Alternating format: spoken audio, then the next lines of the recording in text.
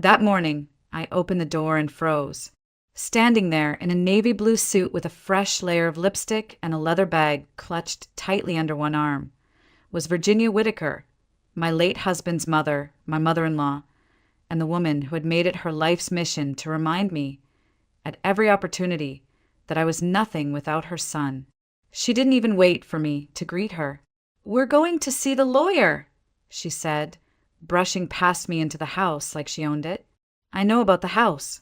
The one Miss Delilah left you. Why didn't you tell me?" Her voice was sharp, brisk, and utterly devoid of warmth.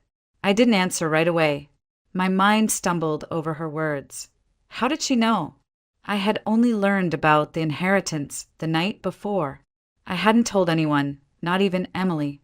I followed her slowly into the kitchen, my heart thudding with the kind of dread that felt old and familiar. Virginia was already surveying the space like a general inspecting a battlefield. "You're still buying these cheap groceries," she muttered, peeking into my fridge, then letting it slam shut. "And look at Emily, she's skin and bones. You're feeding her junk. Do you even know what she needs?" 7 years of this. 7 years of watching her parade through my home, making comments, undermining every choice I made. And yet I never stopped her, because I thought Emily needed a grandmother, because I didn't want to create more absence after Matthew died. That was always my reason. But lately, it had started to feel like an excuse. She sat down at the table, smoothing out the pleats of her skirt with a practiced grace.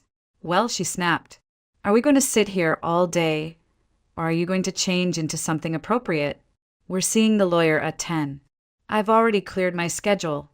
The lawyer, the inheritance, the apartment in downtown Charleston, the cottage on Edisto Island, and the sum of money I couldn't even wrap my mind around yet. It was real.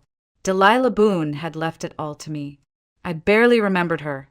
My late husband's distant aunt, someone I'd only met a few times at dusty family gatherings years ago. But her letter changed everything. I hadn't slept after reading it. I'd sat on the edge of my bed, clutching the envelope, rereading her words until they burned into my chest. "Don't let anyone make decisions for you, Lauren. Not even when they say it's for your own good. Especially then."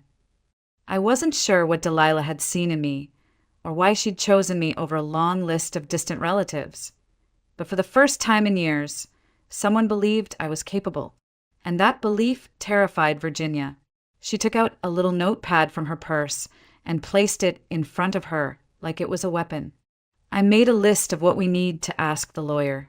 Value of the estate, taxes, investment options. We'll talk to a financial advisor after. We need to plan this properly, Lauren. You can't go into this like a child playing with Monopoly money. I blinked. We. Virginia raised an eyebrow. "Well, of course. You've never handled anything like this before. And let's be honest, you don't have the best track record with responsibility. Just look at this place. You're overwhelmed. It's written all over your face." Something in me tensed. I looked around my small kitchen, the clean dishes drying on the rack, the morning sun filtering through the thin curtains, the empty cereal bowl Emily had left in the sink before school. This was my life. Not glamorous, but mine. Virginia leaned forward. "You're not ready to manage something like this alone. I'll help. I'll take care of it for Emily's sake." For Emily's sake, always those words. She didn't notice the way my fingers curled into fists beneath the table.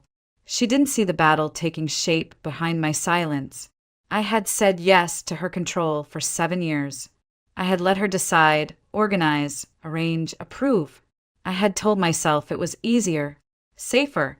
But now, for the first time in so long, I wasn't sure I believed that anymore. And I had a letter in my nightstand that whispered, "You don't have to live this way." I looked at Virginia, her eyes sharp and expectant, her mouth ready to dictate my next move, and I realized I didn't know what would happen next. But I knew one thing. I wasn't going to let her walk all over me again. Not this time. I didn't tell her I'd already seen the lawyer's name in the envelope. I didn't tell her about the way my hands shook when I read Miss Delilah's letter. I didn't tell her anything, because, truthfully, I was still trying to understand it myself. The night before, after Emily had gone to bed, I got the call. A calm, measured voice on the line introduced himself as Mr. Thaddeus Granger, a notary in downtown Charleston. He said, "Miss Delilah Boone named you the sole beneficiary in her will." Just like that. No build-up. No preamble. I thought it was a mistake. Delilah Boone. A woman I'd only met 3 times in my life. Once at Matthew's graduation from college. Once at our wedding. And once more years ago when she visited us unexpectedly and brought Emily a little silver bracelet she was too young to even wear. I hadn't seen or heard from her since. I never even knew she was watching from afar. I remember sitting down at the kitchen table after the call, still in my work clothes, the lights low. I just stared at the wall. The words didn't feel real. An apartment in the historic district, a beachside cottage, and what he referred to only as a significant sum. I didn't ask how much. I couldn't. It felt wrong to talk about money with someone who hadn't even had the decency to die anonymously. No, she had left a letter, handwritten, sealed in a creamy envelope with my name on it in looping cursive. To Lauren with love. From Delilah. I opened it slowly, like it might disappear if I moved too fast. Dear Lauren, if you're reading this, I've already gone. Don't be sad for me. I've had a long, strange, beautiful life. I chose to leave what I had to you, not out of pity, but because I see something in you I once saw in myself. You are stronger than you believe. But here's what matters more than the money or the house. Don't let anyone decide for you. Even if they say they love you, especially then, you are allowed to live a life that belongs to you. I read it once, twice, and then cried for the first time in months.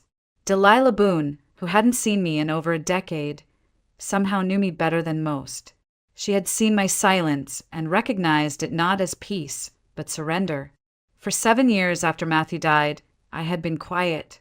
I got up at 6:30 every morning, made oatmeal, paid bills, went to work, helped Emily with her homework, listened when Virginia came over with her endless critiques, disguised as concern.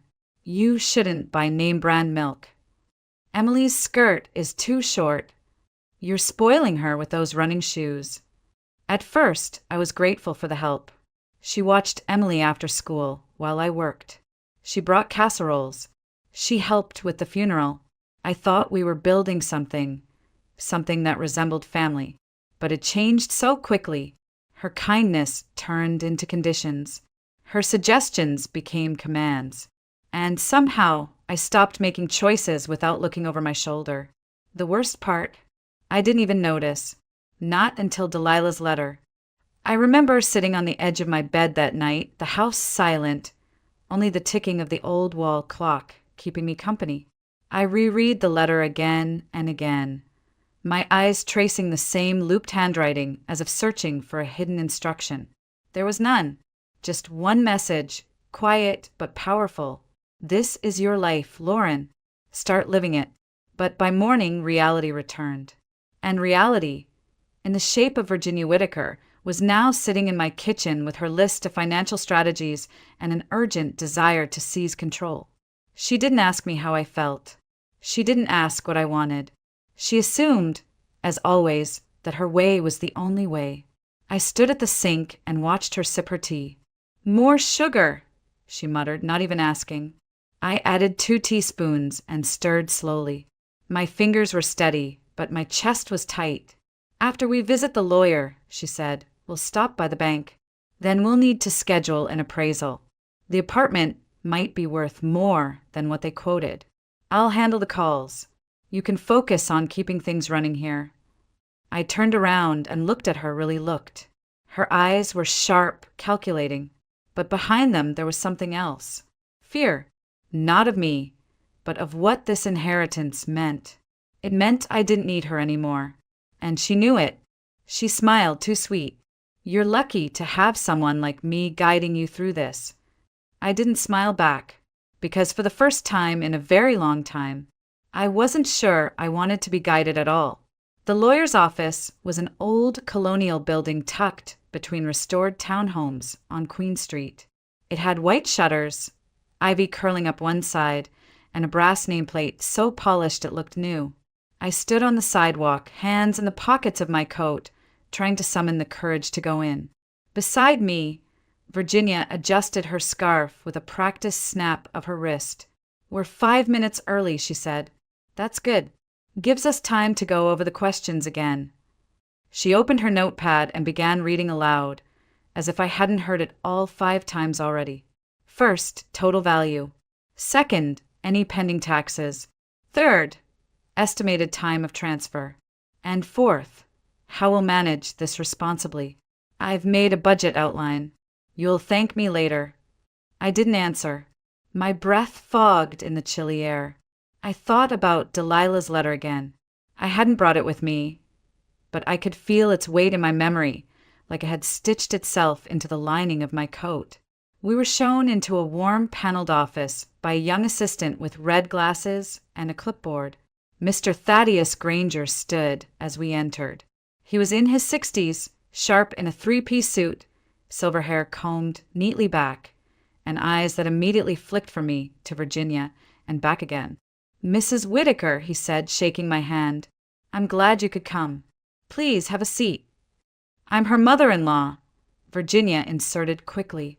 "I'm here to help her navigate all of this. She's never handled anything like it." Mr. Granger gave her a polite nod. "Noted." We sat. He opened a thick folder, adjusted his glasses, and began to speak in a calm, steady voice. "Miss Delilah Boone left a will with very clear stipulations. She named you, Lauren, as her sole legal heir. The estate includes a fully paid townhouse in the historic district, a beach property on Edisto Island, and a financial portfolio currently valued at $3.2 million. The inheritance was prepared in full compliance with South Carolina law. All documents are notarized and pre-cleared." Virginia inhaled sharply. 3.2. Good Lord. Mr. Granger continued. "Delilah Boone also left something else. A personal letter, specifically for you and for your eyes only." He pulled a small, white envelope from the folder and passed it across the table to me. My name was written on it in Delilah's soft, looping hand. Virginia immediately leaned forward. "What does it say?" Mr. Granger shook his head gently. "I'm afraid this is a private letter. Miss Boone made that clear." Virginia's lips thinned, but she said nothing. I slipped the envelope into my purse without opening it. I didn't need to. I already knew what she'd say. Then came the forms, disclaimers, legal documents, signatures. The mood shifted from solemn to mechanical. I signed where instructed. Mr. Granger explained timelines, taxes, estate verification, and 100 other things I barely heard. Virginia took notes like she was prepping for a board meeting. Every now and then she'd elbow me slightly and whisper, "Make sure you ask about the utilities," or "Get clarification on capital gains." But I didn't need clarification. I needed space. When we stepped outside again, the afternoon sun had warmed the sidewalk. I felt dizzy, like the world had tilted slightly under my feet. Virginia walked beside me, her heels clicking like punctuation marks. "We'll need to go see the townhouse tomorrow. I want to check the structure, and we'll call a financial advisor. Oh, and you'll need to change the title on the property deed. I'll call my friend at the registry." I stopped walking. "Virginia." She turned, halfway through pulling out her phone. "Yes." "I appreciate that you want to help," I said carefully, choosing each word like it might explode. "But I need to handle this myself." She blinked. "Handle what?" "Lauren, this isn't buying a couch or budgeting groceries. This is serious money. Properties. Investments. This is for Emily's future." "I know," I said, "which is why I need to do it the right way for her and for me." She tilted her head. "You think I don't know what's right?" "I think," I said slowly, You've spent so long deciding what's best for me. You forgot to ask what I actually want." Her face turned pink. "Excuse me." I held her gaze. "I'm not signing over anything. No power of attorney. No shared access. This is mine, Virginia, and I'll manage it on my own." She laughed once, sharp and humorless. "You think you're ready for this? You've never made a major decision in your life. You think reading a little letter makes you strong." I didn't flinch. No, but surviving 7 years of silence, of biting my tongue while you ran my life, that made me strong. For a moment, the street was quiet except for the wind rustling through the palmetto trees. Then she said it. "If you keep this up, I'll make sure social services hears about it. I'll tell them you're unfit, that you're neglecting Emily for money." I looked at her, and I didn't even feel anger, just clarity. "Then you'd better be ready for what comes next, Virginia," I said quietly, "because you just made this war." That night I didn't sleep. I lay in bed staring at the ceiling, listening to the faint hum of the refrigerator through the walls, the occasional creak of the house settling. In the next room, Emily breathed evenly, her sleep untouched by the storm unfolding outside her awareness. I wanted to protect that peace for as long as I could. I replayed Virginia's threat in my head, word for word. "I'll make sure social services hears about it." The word sounded like something from a bad drama, but I knew her, knew how far she'd go. I had seen her manipulate entire family gatherings with a raised eyebrow and a well-timed sigh. I had watched her twist the narrative so smoothly that by the end, people were apologizing to her for things she had done. I knew she wouldn't hesitate to pull the same trick with authorities if it meant regaining control. But this time I wouldn't be silent. The next morning, I got up before the sun. I made coffee, sat at the kitchen table, and pulled out the old spiral notebook Virginia had shoved into my hands the day before. The one filled with plans, financial charts, bullet points, and underlined phrases like inheritance use priority, education, housing, trust management. Her initials were everywhere, like she had already signed ownership of my life. I flipped to the first page. Then I slowly, methodically tore it out. And the next, and the next. Page after page. I ripped them clean from the binding. I crumpled them into a ball and dropped them into the trash. The notebook felt lighter in my hands after that. Emptier, or maybe just finally mine. I grabbed a pen and turned to a blank page. At the top, I wrote in block letters, my plans. Not hers, not ours, mine. 1. See the townhouse. Alone. 2. Meet the neighbors. Learn who Delilah trusted. 3. Decide what to do with the beach cottage. 4. Talk to Emily. Honestly. No more shielding. 5. Find a lawyer. I paused after number 5. I didn't have to write more. For once, I didn't need to fill the page with instructions. What mattered was that these were my decisions, not reactions to someone else's pressure.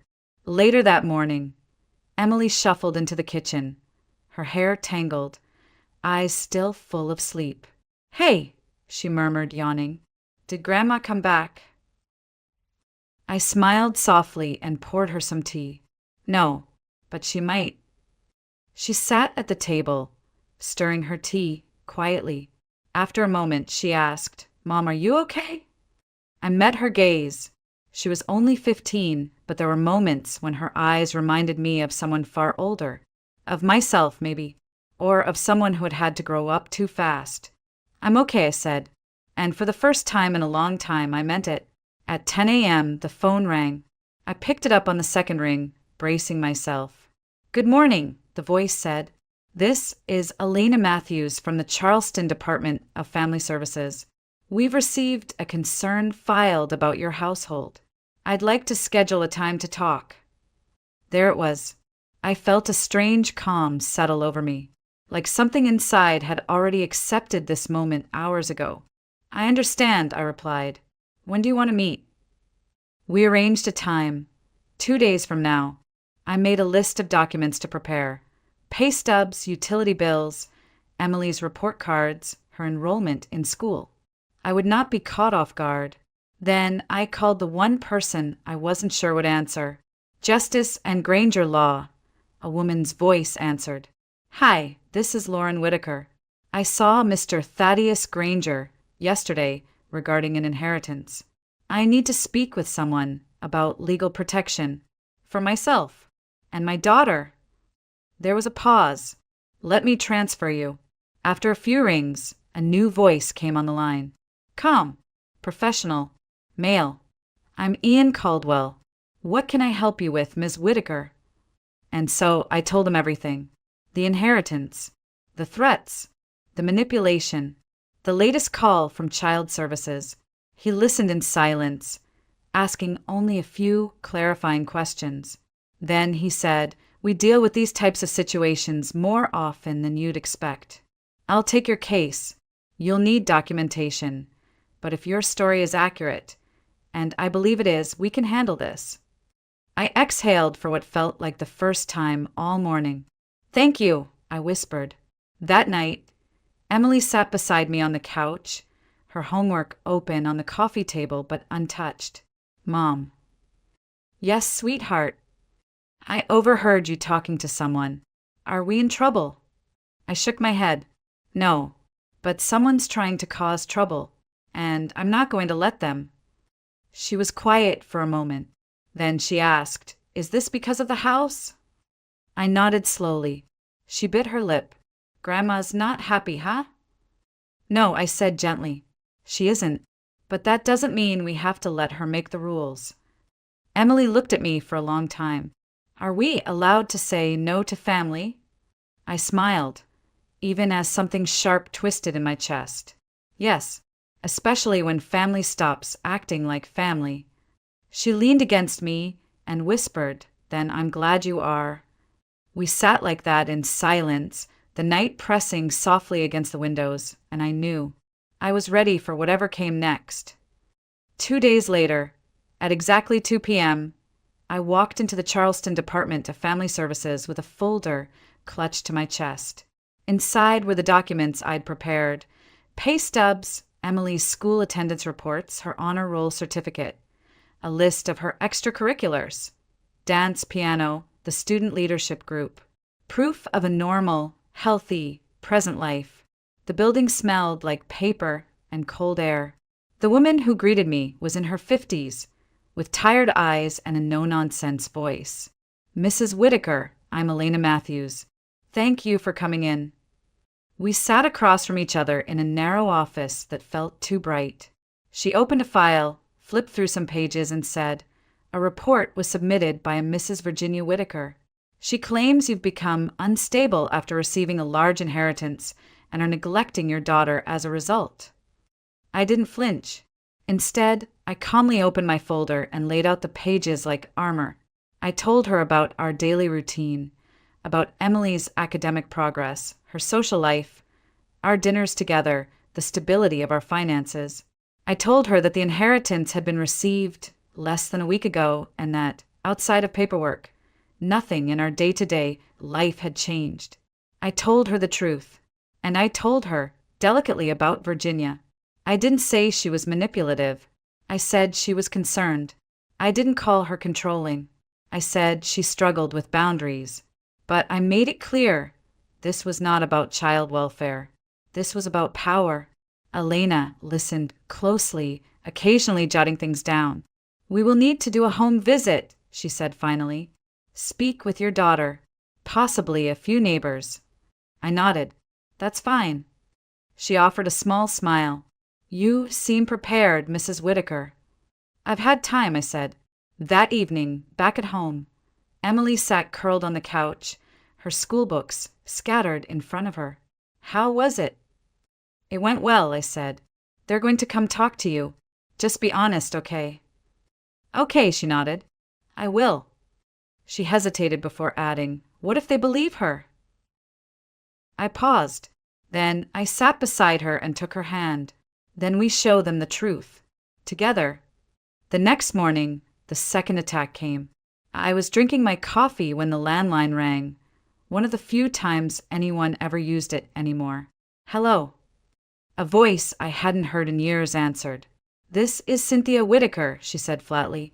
"Virginia's daughter. My sister-in-law. She lived in Columbia and hadn't visited in over 3 years." "I spoke with Mother," she said. "She told me everything. I can't believe what you're doing." I blinked. "What exactly am I doing, Cynthia?" "Cutting her out. Refusing to let her help. Taking that inheritance like it makes you better than the family who supported you." I laughed softly, not out of humor. "Supported me? Virginia controlled me. There's a difference." She huffed. "That's rich coming from you, Lauren. You were barely getting by. Now you think you're too good for help." "I don't need her to manage my life," I said calmly. "That doesn't make me ungrateful. That makes me a grown woman." She scoffed. "Well, just know, you're breaking this family apart." "I think it broke long before I said no," I replied and hung up. The next day, Virginia escalated again. I came home from work to find Emily sitting stiffly at the table. Her cheeks were red, her mouth tight. "Grandma came by," she said. I froze. "What?" "She brought someone. A man. She said it was her friend from church, but I think he was a lawyer. They talked about the will. She tried to ask me questions about you. If you seemed different, if you'd said anything strange."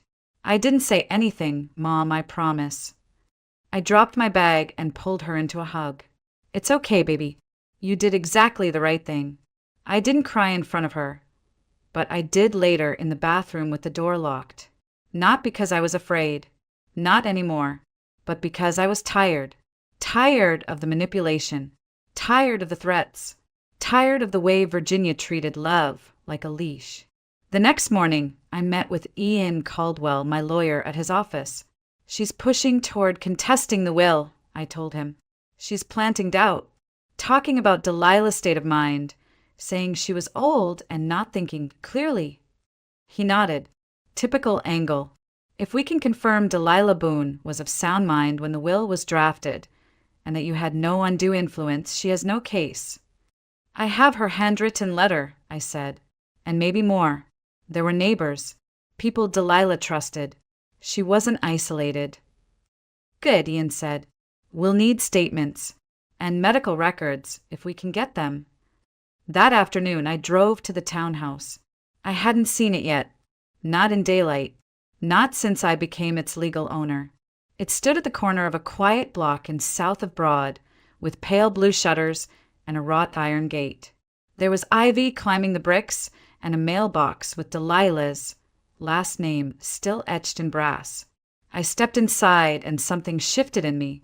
The high ceilings, the warm, worn floors, the old books on the shelves, and framed photographs on the mantel. It didn't feel like a stranger's house. It felt like someone had been waiting for me. I walked through the kitchen, into the sitting room, then upstairs into a small sunlit bedroom where a note had been taped to the vanity mirror. In Delilah's handwriting, "Trust yourself, Lauren. You are more capable than they ever let you believe." I smiled. Then I sat on the edge of the bed and whispered, "I'm ready." The following week blurred by in a haze of appointments and paperwork. I met with neighbors, gathered letters, checked every drawer in Delilah's house. One step at a time, I built my case. The home visit came midweek, calm, efficient, clinical. Ms. Elena Matthews showed up on a Wednesday afternoon with a clipboard and quiet shoes. She spoke with Emily in the living room while I made tea in the kitchen, pretending not to listen, though every word landed like a stone in my chest. When she finally stood to leave, she looked me in the eye. "She's thoughtful, grounded. I don't see anything concerning here, Mrs. Whitaker." I let out a breath I didn't realize I'd been holding. "However," she added, adjusting her coat, "your mother-in-law has been persistent. She's filed an addendum. Claimed you've been isolating Emily, not involving family, possibly out of resentment for your husband's death." I stiffened. "That's not true." She gave me a measured look. "I believe you, but others may not. You need to be prepared if this escalates. It already had. Later that night, I found a letter slipped under my front door. It wasn't in an envelope, just folded paper, creased and sharp-edged. I unfolded it slowly. The handwriting was unmistakable, tight, slanted, controlled. You're hurting Emily by cutting us out. You may think you're protecting her, but you're destroying what's left of her family. You'll regret this. I promise you that. No name, but she didn't need to sign it. I didn't sleep.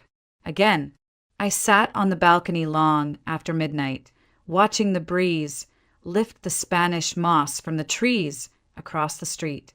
I thought of Matthew, of how he used to sit in silence beside me, thinking the world into stillness. I missed his quiet steadiness. But more than that, I missed the illusion that his mother couldn't still reach through the walls. By Friday, my lawyer had collected signed statements from two of Delilah's closest neighbors, women in their 70s who confirmed Delilah's clarity of mind and fierce independence. She hated interference, one of them wrote, especially from people who thought money gave them permission to control others. The timing couldn't have been better, because Saturday morning I was served. A man in a windbreaker knocked on my door at 9:13 a.m. I opened it with Emily standing behind me in her socks, holding a bowl of cereal. "Lauren Whitaker?" the man asked. "Yes." "You've been named in a petition to contest the Boone estate. Here are your documents." He handed over a manila envelope and walked away without another word. Emily looked up at me. "Mom." I closed the door, locked it. Then I opened the envelope. Inside, 14 pages of legal intent. Virginia was officially contesting Delilah's will. Her claim? That Delilah had been coerced by me, that I'd taken advantage of a lonely old woman, manipulated her to disinherit blood relatives, and that, as the matriarch of the Whitaker family, she had rightful claim over the estate for the protection and unity of the family line. Unity. She used that word like it meant control. I called Ian. He was calm, even amused. "This is desperation, Lauren. Weak footing. Her claims are emotional, not legal. And we now have 3 signed statements from people who interacted with Delilah regularly. They all say the same thing. She was lucid, independent, and she adored you." I sat at my kitchen table, staring at the letter. What if they don't care about the truth? What if it's just about who yells louder? "It won't be," he said. "Not with this kind of case. We'll fight her on paper. With facts. With her own history of interference. You'd be surprised what kind of pattern someone leaves behind when they've been playing this game too long." A few hours later, I got a call from the private school Emily had applied to the previous month. They were offering her a partial scholarship based on her academic record and extracurriculars. It wasn't the full amount, but with the inheritance, I could cover the difference easily. I wanted to tell someone. I wanted to call Matthew, or even Delilah, but all I could do was smile at Emily as I gave her the news. She threw her arms around me. "We're getting out of here, aren't we?" I nodded. "We are." That evening, I returned to the townhouse. I walked from room to room again, this time more slowly with purpose. I opened the drawers in Delilah's old writing desk, looking for anything she might have left behind. Notes, photographs, evidence of her state of mind.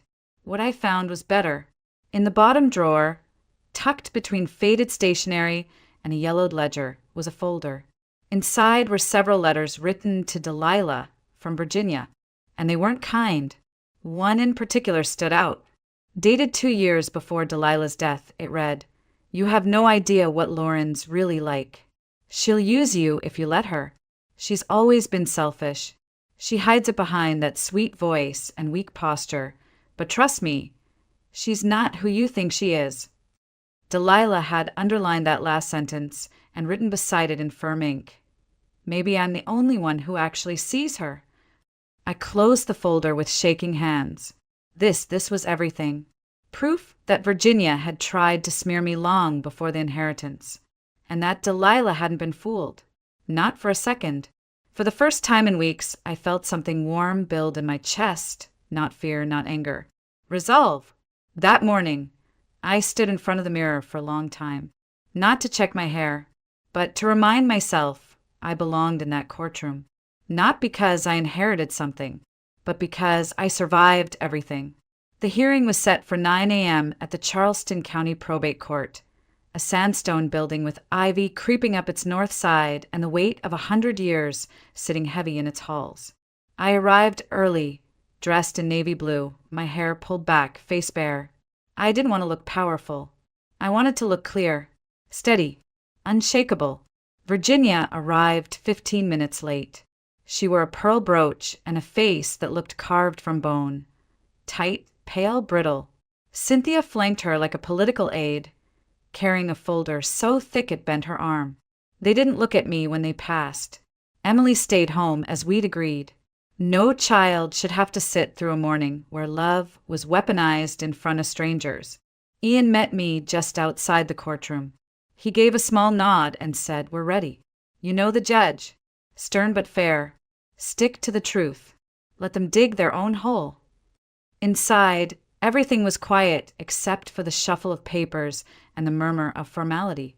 The judge, a woman in her 60s with sharp eyes and a clipped voice, read the opening statements. Virginia's lawyer, a man named Landon Clay, stood first. He painted a portrait of concern. "My client only wishes to ensure that the will of Miss Delilah Boone was not influenced by grief, manipulation, or emotional dependency. We contend that Mrs. Lauren Whitaker, recently widowed, may have cultivated an unbalanced relationship with the deceased in order to secure financial control." I felt my jaw tighten. Ian stood next. "Calm. Steady. No theatrics. We will demonstrate that not only was Miss Boone entirely of sound mind when she revised her will, but that the claimant, Mrs. Virginia Whitaker, has a documented history of attempting to control and intimidate both the deceased and the primary beneficiary. We have signed statements, medical reports, and personal correspondence that support this." Then it began. They questioned me for over an hour about my relationship with Delilah, when it began, how often I visited, why I was named in her will and not anyone else in the family. I answered truthfully, no embellishments, just the shape of what happened. "She invited us over every Thursday," I said. "She taught Emily how to play checkers. She told stories about the history of Charleston, the Boone women, how every generation passed something on except the last. She said she was tired of legacy being measured in dollars, that she wanted her house to be a space of healing." Clay scoffed. "Sounds poetic." I shrugged. Delilah was. When it was Virginia's turn, she stood like a statue, her voice polished and theatrical. "Delilah was lonely," she said. "She was vulnerable. And Lauren, well, I don't want to speak ill, but she knows how to seem small. It's a performance. She convinced Delilah she was the only one who cared, when really she just wanted control." The judge raised an eyebrow. "Do you have evidence of coercion?" Virginia hesitated. "No, but I know her. I've known her for 15 years. Ian stood. "Your Honor, we'd like to submit a series of letters, written by Mrs. Whitaker and by Miss Boone herself, detailing the nature of their relationship, and a separate set of letters, written by Mrs. Virginia Whitaker to the deceased, attempting to discredit Lauren long before the will was revised." He handed over the folder, the one with the slanted handwriting, the one with Delilah's own note underlined in ink. "Maybe I'm the only one who actually sees her." The judge read in silence. Then she looked up and asked, "Mrs. Whitaker, did you ever ask to be included in the will?" "No," I said. "Did you know you were being named as beneficiary?" I paused. "Not until after her death." "Did you expect to inherit anything?" "No," I said again. "Delilah gave us her time, her stories, her kindness. That was more than enough." She nodded. Then she turned to Virginia. "You're her daughter-in-law, yes?" "Yes." "And when was the last time you visited Miss Boone before her passing?" Virginia's lips parted, then closed. It had been some time. We had a disagreement. The judge raised an eyebrow. I see. Silence stretched across the courtroom. By the time the judge adjourned, the tone in the room had shifted. I could feel it, like a window opening after weeks of suffocation. Outside, on the courthouse steps, Virginia approached me. For the first time, she didn't look angry. She looked tired. Her voice was quiet. "You've made a terrible mistake, Lauren." I tilted my head. "No, I think I finally stopped making them." Her eyes narrowed. "You've turned Emily against me." I smiled. "No, you did that all on your own." She blinked, and for a moment I thought she might slap me. But instead, she turned and walked down the steps, her heels clicking against the stone, echoing like a retreat. Back home, I told Emily everything. We sat at the kitchen table, 2 mugs of cocoa between us. She listened quietly, nodding, asking a few questions. Then she said, "Do we still get to keep the house?" I laughed softly. "Yes, we do." "And Grandma?" I hesitated. "We'll set boundaries. Firm ones." She leaned back, arms crossed. "Good. I like the part where we say no." I looked at her, my daughter, brighter than any inheritance. And I knew we'd won more than a court case. We'd won freedom. 2 months later, we moved into the townhouse on Church Street. The probate judge ruled in our favor in less than a week after the hearing, citing overwhelming evidence of intent and clarity in Delilah Boone's will. Virginia never appealed. Maybe she knew she'd already lost more than a legal case. She lost the illusion of control. And maybe, finally, the image she had of herself as the unquestioned matriarch. The first night in the new house was quiet. Too quiet, almost. Emily wandered from room to room in socks, marveling at the old creaky floors and hand-painted tiles in the bathroom. In the kitchen, she opened a drawer and pulled out a set of tarnished silver spoons, holding them up like museum pieces. "Do you think Delilah used these every day?" she asked. I smiled. Probably. She wasn't the kind of woman who saved things for someday. That stuck with me. I started using the silverware too. And the good china. I lit candles in the dining room even when it was just the 2 of us. I stopped saving my life for later. I left my old job 2 weeks after the move. Quietly, gracefully. No speech, no party.